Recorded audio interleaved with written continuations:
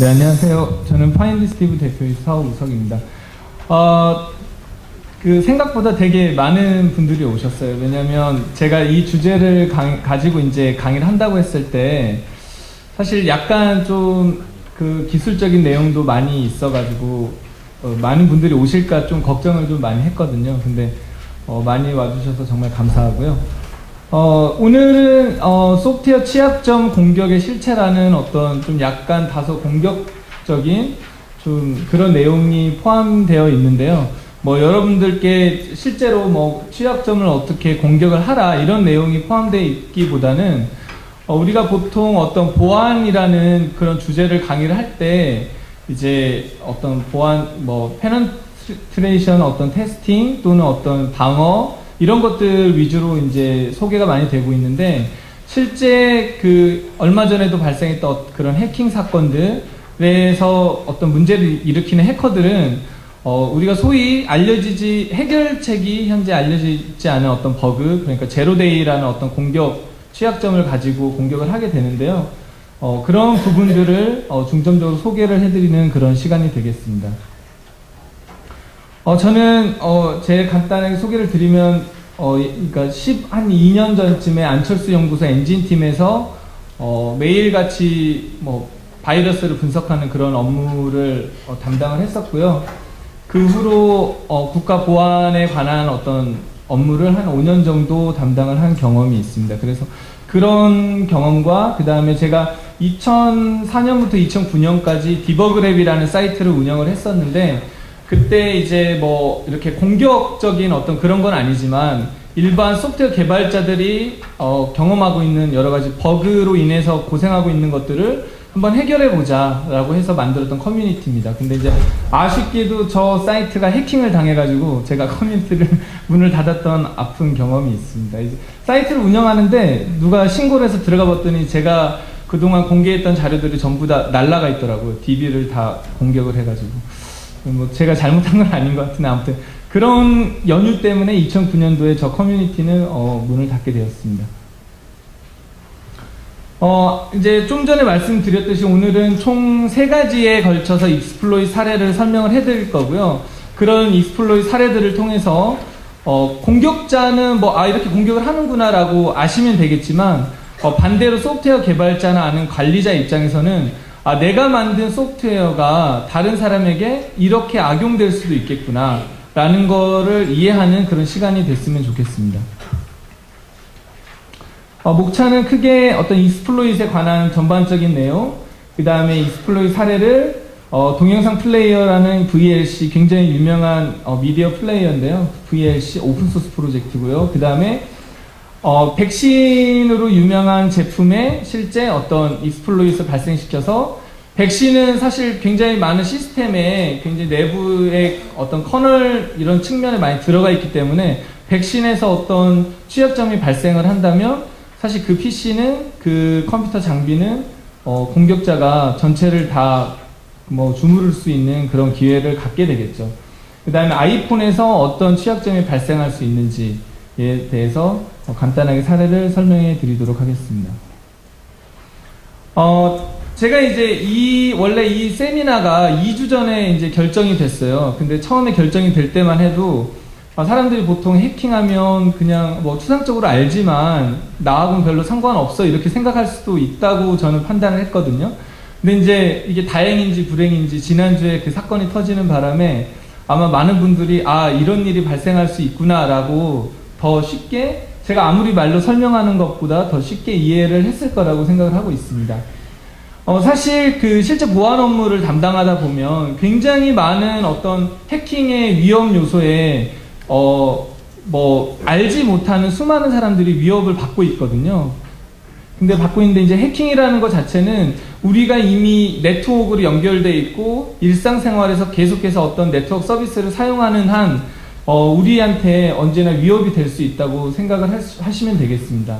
그리고 점점 더 진흥화되고 고도화되고 있으며, 그런데 이렇게 문제가 발생할 수 있지만 실제 보안에 대한 어떤 투자는 항상 문제가 발생하고 난 다음에 이루어진다는 거죠. 그래서 잠재적으로 어떤 문제가 발생할지는 아무도 모르는 그런 상황이 지금 현재 우리의 상황이 되겠습니다. 그래서 지난번에 이제 해킹이 났을 때 이렇게 이제 뭐 사내망에 이런 뭐 문구를 남겼다고 하는데요. 혹시라도 못 보신 분이 있을까? 제가 간단하게 1분 정도짜리 되는 동영상을 이렇게 링크를 가져와 봤습니다.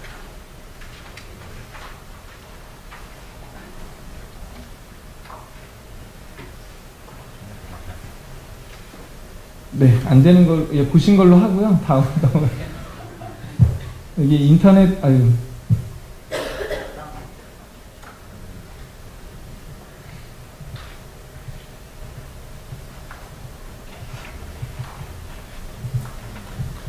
네, 인터넷 환경이 좀 좋지 않은 점 양해 좀 부탁드리겠습니다. 우리가 이제 오늘은 전반적으로 제가 취약점 관련된 내용이라고 했는데 그 전에 이제 간단하게 모르시는 분들을 위해서 간단하게 어떤 버그라는 거, 그 다음에 그 버그가 어떻게 취약점으로 연결이 되는지 간단히 설명을 드리도록 하겠습니다. 우리가 이제 버그라고 그러면 사실 이제 이건 이제 위키피디아에서 가져온 건데요. 컴퓨터 프로그램이나 시스템 상에서 착오 또는 시스템 오후 동작의 원인이 됩니다. 여기 계신 분들이 대부분 IT 종사자이실 테니까요. 실제 본인들이 제품을 릴리즈하고 난 다음에 수많은 버그 패치, 그 다음에 버전업을 하고 굉장히 많은 어려움에 시달리고 있을 거예요. 근데 이제 제가 예전에 관련된 커뮤니티를 운영할 때도 보면 이제 대학교나 아니면 실제 업무를 하실 때도 우리가 좋은 개발자, 그 다음에 좋은 어떤 소프트웨어 공학 기법을 가지고 개발을 한다고 해도 이게 버그가 발생하지 않을 수가 없는 경우가 굉장히 많거든요. 근데 실제로 가만 생각해 보면 학교에서나 아니면 다른 데서도 실제 디버깅을 어떻게 잘하는 방법을 가르쳐 주진 않아요. 그러니까 보면 그건 개발자가 당연히 알아서 해야 되는 거.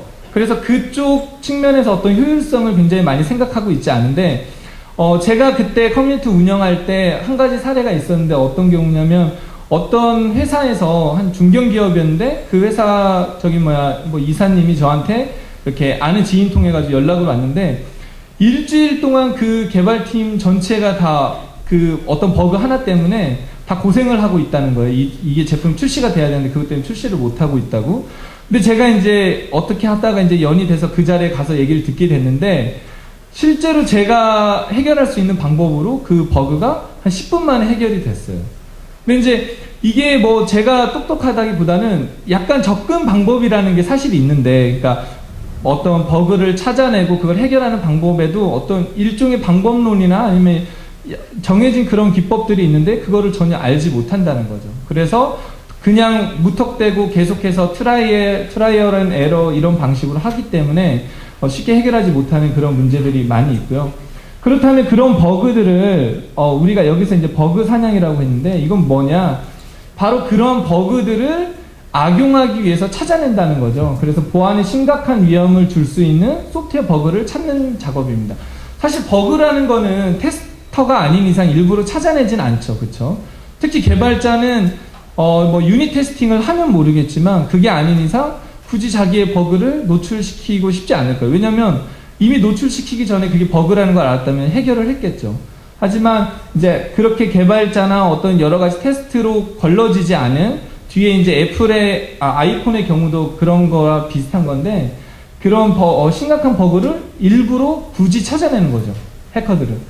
자, 그래서 공격자는 소프트웨어 보안의 취약점을 활용해서 원격 시스템으로 접속을 한다든지 아니면 권한을 상승해서 어떤 시스템에 있는 다양한 기능들, 정보들을 빼내가는 그런 역할을, 작업을 하고 있습니다.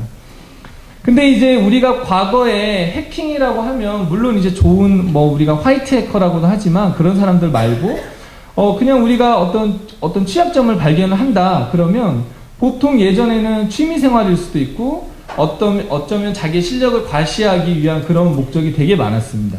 근데 이제 그런 것들에서 이제 머무르지 않고 요즘은 정말 금전적 이득을 위해서 사람들이 많이 하죠. 그러니까 우리가 흔히 스매싱이라고 하는 것들도 실제로는 가짜 주소를 줘서 그럴듯한 어떤 사이트로 연결해서 정보를 빼내가지만 그렇지 않고 여러분들이 예전에 되게 심각했던 아이폰 버그 중에 하나가 그 사이트에 방문만 하면은 내 모든 정보가 그냥 날아가는 거야. 아무것도 하지 않아도 그냥 사파리에 있는 버그 어떤 취약점 때문에. 그래서 그런 식으로 다 어떤 취약점을 활용을 하고 있죠. 그래서 이런 것들이 얼마 전 사례에서 나왔던 것처럼 굉장히 사회적 어떤 문제를 야기하고 있고, 그것이 지금은 금융기관 아니면 어떤 국가기관에 지금 한정되어 있지만 사실은 그 하드가 지금 복구가 뭐 되네 안 되네 하고 있잖아요. 그런 게 사실은 나한테 발생할 가능성이 굉장히 농후하다는 거죠. 아직 하지 않는 이유는 굳이 그렇게까지 할 필요 없기 때문에 안 하는 거지, 개인 PC로 들어오지 못해서 안 한다고 저는 생각을 하지 않습니다. 그래서 이러한 문제들을 야기를 하는데, 그러면 이제 여기서 약간 좀 제가 고민이 되는 부분이 있어요. 이런 문제를 야기하는데 내가 왜 그거를 여러분들한테 소개를 해드리냐, 다 그런 사람으로 만들고 싶은 거냐, 약간 좀 그런 아이러니한 측면이 있는데, 우리 이제 그거를 이해를 하고 그렇게 당하지 않아야 되겠다라는 측면으로 이해를 해주시면 되겠습니다. 이 내용은 약간 좀 더 구체적인데, 우리가 앞에서 버그를 발견한다고 했지만 버그를 발견하는 것만으로 보안 위협이 되냐? 그렇지는 않습니다. 버그는 그야말로 그냥 시스템이 충돌해서 문제가 생기는 그 수준까지가 버그거든요. 근데 이제 소위 해커라는 사람은 이거를 익스플로이트 한다고 그러는데, 취약점을 가지고 다른 어떤 작업을 수행하는 그런 과정을 거치게 됩니다. 그래서 익스플로이트의 어떤 정의를 보시면 컴퓨터의 소프트웨어나 하드웨어에 있는 어떤 결함을 이용을 해서 공격자의 의도된 동작을 수행하도록 만들어지는 어떤 명령을 내리는 것입니다. 대표적으로 지금 얼마 전에 난 해킹 사건처럼 시스템 전체를 장악해서 내가 파일도 삭제하고 다른 네트워크로 이동하는 그런 작업도 있고요. 뭐 우리가 흔히 아는 디도스라는 어떤 서비스 접근 거부 공격을 통해서 해당 서비스를 마비시키는 그런 그런 기능을 하기도 합니다. 그런데 익스플로이트라는 게 사실 이렇게 사회적인 문제가 되게 많이 되고 있지만, 그렇게 일반 사람들이 접근하기가 어렵진 않아요. 여기 이제 설명이 되어 있지만 이렇게 메타스포일릿이라는 익스플로이트를 직접 내가 테스트해 볼 수 있는 그런 자동화된 툴이 이미 공개돼서 제공을 하고 있고요. 보시면 굉장히 어떤 해커가 이렇게 뭐 공격을 하고 있다 이렇게 되어 있는데, 이 툴은 이렇게 이미지가 되어 있지만 실제로는 사이트에 가보면 우리 되게 좋은 의도로 만들었다 이렇게 되어 있습니다. 그 다음에 실제 익스플로이트, 우리가 흔히 말하는 어떤 제로데이나 그런 것들이 공개를 하고 있어요. 이게 굉장히 이제 어떻게 보면 위험한 사이트인데, 익스플로이트 데이터베이스라고 해서 자기가 발견한 취약점, 실제로 공격이 될 수 있는 취약점을 공개를 하고 그것들을 다른 사람으로부터 어떤 평가를 받는 그런 사이트가 있는데, 심지어는 여기서 나온 취약점의 내용이 이 툴에 자동으로 적용이 될 수 있는 그런 기능까지 다 나와 있습니다. 여러분들이 이거 그냥 일반 개발자라면요, 여기 사이트 가셔가지고 설명만 보면 내 PC에서 그러니까 내 PC에서 위앰프 같은 프로그램이 작동하고 있으면 거기에 공격을 내려가지고 계산기를 실행시켜 볼 수가 있어요. 굉장히 간단합니다. 여기 한번 가보시면 뭐 위앰프에 있는 제로데이가 만약에 있다, 이건 얘인데요, 위앰프에 있는 제로데이가 있다, 그럼 그 특정 버전을 다운받아가지고 명령을 딱 내리시면 로컬에 있는 계산기가 실행이 되고 로컬에 있는 익스플로러가 실행이 되는 아주 간단한 거를 테스트해 볼 수가 있습니다. 그래서 뭐 이거는 굳이 어떤 구체적인 기술적인 난이도를 요구하지 않기 때문에 여러분들이 직접 가서 해보시면, 아, 이건 걸 가지고 해커들이 이용을 하는구나, 원격으로 친구의 PC도 여러분들이 제어해 볼 수 있는 그런 환경까지 제공을 하고 있습니다. 그래서 절대로 그 친구 걸 해킹하라는 게 아니지만 가능성이 있다라는 거를 말씀드리는 겁니다. 그러니까 그만큼 우리는 알지 못하지만 그냥 우리가 소위 말하는 아마추어 해커조차도 여러분의 PC를 공격을 할 수 있다는 거죠. 맘만 먹으면 충분히. 왜냐면 아까 제가 뭐 위앰프에 버그를 한다고 그랬는데, 이게 뭐 프로그램을 가짜로 속여가지고 배포하고 하는 그런 기능들도 포함이 되어 있거든요. 그래서 그런 위험성이 굉장히 우리에게 굉장히 널리 우리에게 친숙하게 있다라는 겁니다. 이게 이제 그 익스플로이트 DB라는 사이트에 나와 있는 건데요. 제가 이걸 어제 업데이트를 하려고 가서 봤더니만 하루 동안에 올라온 그 어떤 그 공개적인 취약점이 벌써 10개가 넘더라고요. 그러니까 그렇게 많은 문제들을 실제로 야기하고 있고, 이 사이트 가서 여러분들이 자주 사용하는 프로그램 한번 검색해 보세요. 그럼 분명히 나옵니다. 그래서 누군가는 그렇게 하고 있고, 한국에서 많이 사용한, 이게 이제 이런 사이트에 어떤 취약점이 올라온다는 거는 그 프로그램이 이제 글로벌하게 인정받고 있다 라는, 왜냐면 공격도 많이 사용해야 자기도 할 맛이 나거든요. 그 친구들 보면. 그래서 여기 올라오는 거 보면 곰플레이어 이런 거 올라옵니다. 실제로 곰플레이어 아니면 뭐 FTP 프로그램, 그 다음에 알송 이런 것들이 올라오거든요. 그래서 그게 뭐 반대로 그런 척도이기도 합니다. 오늘 그 익스플로잇의 어떤 실체에 대해서 제가 설명을 드린다고 했는데, 실제 그 버그 사냥이라는 어떤, 그러니까 그런 우리가 웹 어떤 해킹이라는 그런 주제에 관해서 여러분들이 한번 뒤져보세요. 인터넷에 가서. 그럼 굉장히 책이 많이 나옵니다. 뭐 이렇게 아예 해킹 공격의 예술이라는 이런 책도 있고요. 아마 여러분들이 보셨을 뭐 보안에 관심이 있으면 뭐 이 정도 책은 한번 보시면 뭐 되게 재밌게 흥미를 가질 수 있는 그런 거라고 생각을 하고요. 실제 이런 것들은 어떤 프로그램적으로 내가 해킹에 필요한 어떤 도구를 어떻게 만들 건지에 관해서 나와 있는 책들도 있습니다.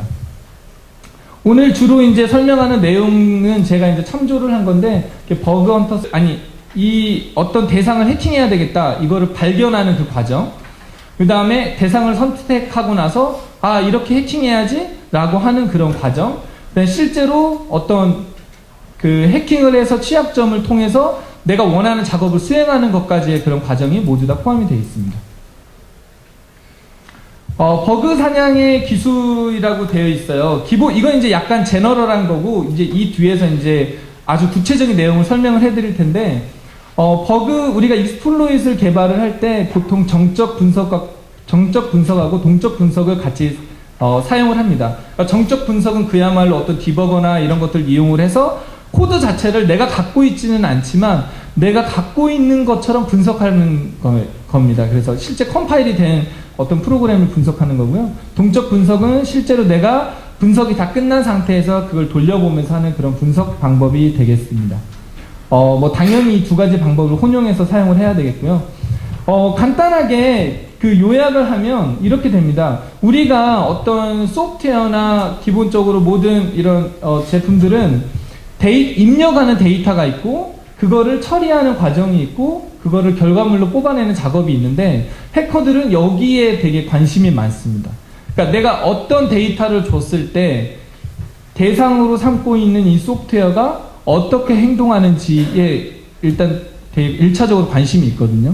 그래서 여러분들이 막 컴퓨터를 사용하다 보면 아까처럼 이 파워포인트가 갑자기 먹통이 됐는데 이런 것처럼 버그가 툭 튀어나와가지고 죽잖아요. 그럼 그거를 집요하게 물고 늘어져서 거기서부터 이제 문제를 찾아내는 그런 경우가 많이 있습니다. 그래서 이제 그런 기법들을 이제 뒤에서 간단히 설명을 해드릴 텐데요. 일단은 방법이 여러 가지가 있어요. 여러분들이 이제 C 개발자라고 하면 뭐 문자를 복사하기 위해서 스트링 카피 아니면 strcat 이런 거 하거나 아니면 안전하지 않은 뭐 C++ 이미 안전하지 않다고 판명된 그런 라이브러리들을 사용하기도 합니다. 그 다음에 signed, unsigned 오늘 예제에 나올 텐데 signed, unsigned를 제대로 하지 않아서 버그가 발생하기도 합니다. 그 많은 사람들이 보통은 이제 그냥 인티저 하면 unsigned 인티저를 거의 쓰는 일이 없잖아요. 그쵸? 굳이 unsigned 인티저만큼의 어떤 큰 공간이 필요하지 않는 이상 unsigned 인티저를 굳이 사용하지 않습니다. 근데 이제 오늘 예를 한번 보여드리면 왜 unsigned 인티저, 그러니까 절대로 음수가 될 수 없는 값이 왜 unsigned 인티저로 선언을 해야 되는지 그런 내용이 나오고요. 그 다음에 이런 것들을 사실 분석을 한다고 해도 굉장히 많은 수작업이 들어가잖아요. 그쵸? 그 다음에 이 어떤 내가 대상으로 삼고 있는 이 제품이 버그가 있는지 없는지 다 찾아내기가 어렵잖아요. 그래서 이런 퍼징이라는 기술을 사용합니다. 여러분들이 이제 우리가 아까 위앰프라고 잠깐 얘기를 드렸지만 그 위앰프는 그 mp3 파일을 플레이하는 거잖아요. 근데 위앰프의 어떤 그 mp3 파일을 디코딩하는 과정에서 문제가 발생할 잠재적인 위협이 되게 많거든요. 사실 그렇게 복잡한 포맷을 분석하는 제품들일수록 더 문제가 발생할 가능성이 되게 많은데, 그러면 어떤 mp3 파일을 내가 던져줘야 이게 죽을지를 찾아내기 되게 어렵잖아요. 그래서 그 해커들은 퍼징이라는 기술을 많이 사용을 합니다. 그 말은 뭐냐면 어떤 정상적으로 작동하는, 정상적으로 로드가 되는 mp3 파일을 가져다가 예를 들면 처음부터 끝까지 쓰레기 데이터를 다 넣어보는 거예요. 그걸 넣어가지고 mp3 파일에서, 그러니까 위앰프에서 로드를 시켜보는 거예요. 그러면은 뭐 경우에 따라서는 위앰프가 야, 이거는 정상적인 파일이 아닙니다라고 뭐 알려줄 수도 있겠지만 위앰프가 그 파일을 플레이하려고 시도할 수가 있다는 거죠. 그러면 이게 갑자기 애플리케이션이 띵 하고 뭐 어떻게 뭘 저장하겠느냐 이렇게 나고 거기에 무슨 이상한 헥사값이 뜨거든요. 그럼 그거부터 시작을 하는 겁니다. 그래서 여러분들이 반대로 소프트웨어를 만들 때 내가 정상적으로 처리 못하면 그렇게 오류가 발생하게끔 하면 안 되고 그거 모두 다 그거조차도 전부 다 익셉션으로 처리해서 그 상대방이 그런 정보를 가져갈 수 없도록 해야 되거든요. 근데 이제 우리가 그런 것들을 안 하다 보니까 프로그램이 정상적으로 작동하지 않다가 무슨 뭐 디바이드 바이 제로라든지 널 포인터를 액세스하는 것 때문에 프로그램이 죽으면 그 순간 내 프로그램이 공격의 대상이 될 수 있다라고 생각을 하시면 되겠습니다. 어쨌든 이런 퍼징을 이용을 해서 굉장히 많은 해커들이 집요하게 뭐 1년, 뭐 한 달, 1년에 걸쳐서 굉장히 다양한 어떤 그 파일 포맷을 대상으로 공격을 하고 있습니다. 여러분들이 많이 알고 있는 어떤 PDF의 취약점은 PDF 우리가 보는 어도비 리더 자체가 굉장히 큰 프로그램이잖아요. 그거를 일일이 다 해커가 분석할 수 없거든요. 그래서 그런 경우에는 이렇게 퍼징이라는 기술을 사용을 해서 PDF 문서를 가짜로 계속 만들어내는 겁니다. 근데 이제 가짜로 만들어낼 때 뭐 처음부터 끝까지 그냥 임의로 데이터를 넣는 건 아니고 나름대로 PDF 파일의 어떤 특성을 분석을 해서 이 부분이 핵심적일 것 같다. 그럼 그 부분을 굉장히 여러 가지 방면으로 퍼징을 하는 거죠. 그러니까 다양한 어떤 결과물을 만들어내서 그걸 자동으로 로드를 하고 오류가 나서 또 오류가 났다고 해서 그게 다 취약점으로 되진 않거든요. 그래서 오류가 발생을 시키면 그걸 이용을 해서 취약점을 만들어내고 그게 곧 제로데이로 돼서 여러분들이 이메일로 PDF 문서를 친구한테 받았어요. 또는 뭐 무슨 행사합니다 이렇게 하고 지금 이 강의도 여러분들이 PDF로 만약에 강의 안을 받을 수 있는데 제가 여러분들한테 이런 취약점을 심어가지고 PDF 강의 자료입니다 이렇게 딱 보내면 여러분 PC는 이제 제게 되는 거죠. 그런 어떤 그런 위험성이 그러니까 여러분들 이제 저도 믿으시면 안 돼요. 그래서 그런 위험성들이 많이 있을 수 있기 때문에 이런 것들을 해커들이 다 분석을 하고 있다는 거죠. 그래서 알려지지 않은 제로데이가 굉장히 많이 있습니다. 그리고 해커들이 아까 금전적인 목적을 쓴다고 그랬잖아요. 걔네들이 할 일 없어가지고 막 이렇게 10만 개, 100만 개의 PDF 문서를 가지고 퍼징하지 않거든요. 결국에 그 제로데이가 해결이 금방 될 거냐, 이게 발견이 금방 되냐 안 되냐에 따라서 어마어마한 금전적 가치를 갖고 있거든요. 그래서 그게 뭐 1,000만 원이 될 수도 있고 5천만 원이 될 수도 있는 매우 중요한 그들에게 자산이기 때문에 끊임없이 이런 시도는 굉장히 많이 있을 겁니다. 그 다음에 어떤 그 메모리 오류가 발생할 수 있는 부분을 가지고 이렇게 버퍼 오버플로어, 오늘의 예제도 있겠지만 그 다음에 어떤 흰 메모리 관리자의 취약점 이런 것들을 하고요. 우리가 보통 웹 해킹이라고 그러면 크로스 사이트 스크립팅이나 아니면 크로스 사이트 요청 위조 아니면 SQL 인젝션과 같은 그런 방법으로 우리가 뭐 해킹을 한다고 이렇게 해볼 수가 있습니다. 혹시 이런 뭐 웹 같은 경우에는 우리가 뭐 많이 듣기도 하고 테스트 해볼 수 있는 사이트도 있고 위협 뭐 이렇게 취약점이 노출되어 있는 사이트들도 많이 있으니까 여기서 혹시 이런 공격을 해보셔가지고 자기가 한번 뚫어보신 분 있을까요? 네. 해보셨어도 손 안 드시겠죠? 네, 그렇죠. 네, 그래서 아무튼 이런 공격들이 여러분들이 그게 웹사이트가 요즘 될 것 같아? 라고 하지만 그렇지 않아요. 굉장히 많은 웹사이트들이 많이 그렇게 공격을 많이 받고 있고 이런 거죠. 우리가 이제 트로이 목마처럼 아마도 대부분의 정부나 아니면은 이미 돈이 굉장히 많고 알려져 있는 사이트들은 이미 다 웹 방어가 굉장히 잘 돼 있을 거예요. 그런 것들은 공격해도 안 뚫릴 가능성이 되게 많지만 그 회사의 자회사, 그 회사의 어떤 파트너가 되고 있는 회사의 홈페이지는 정말 이렇게 허접하게 이를 데 없거든요.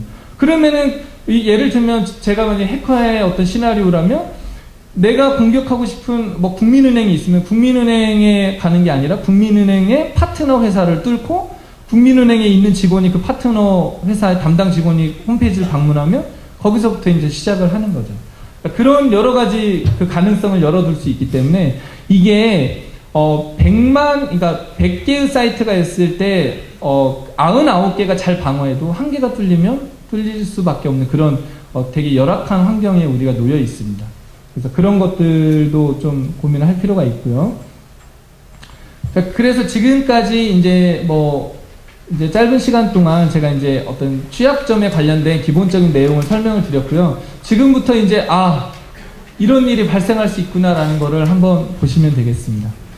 VLC라는 툴이 있어요. 우리는 곰플레이어나 이런 거 많이 쓰지만 이게 굉장히 많은 어떤 기능들을 제공하기 때문에 저도 이 VLC를 사용을 하고 있거든요.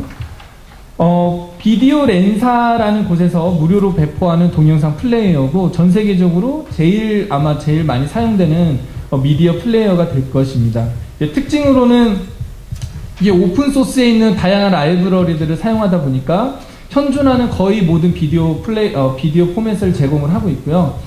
심지어 윈도우즈, 맥 OS, 그 다음에 GNU, 그러니까 리눅스 계열의 어떤 OS도 전부 다 지원을 하고 있습니다. 그 다음에 그런데 이제 아이러니하게도 거의 모든 포맷을 지원하기 때문에 문제가 발생할 가능성이 굉장히 높은 거죠. 왜냐하면 그 다양한 포맷에 대해서 여기 문제가 있나 없나를 다 검증하지 못했을 테니까요. 그래서 실제로 보면 이 해커가 이 취약점을 발견할 때 저도 처음 들어본 어떤 파일 포맷을 이용을 하고 있습니다. 그러니까 이 플레이어 자체의 문제는 없을 수 있겠지만 이 플레이어가 내부적으로 각각의 비디오 파일 포맷, MP4, MP3, AVI들을 디코딩하기 위해서 사용하는 라이브러리들은 다 개별적이라는 거죠. 그 개별적인 것 중에 하나만 문제가 발생하면 결국에 이 프로그램에서 문제가 발생한 거기 때문에 그렇게 공격을 하는 것입니다.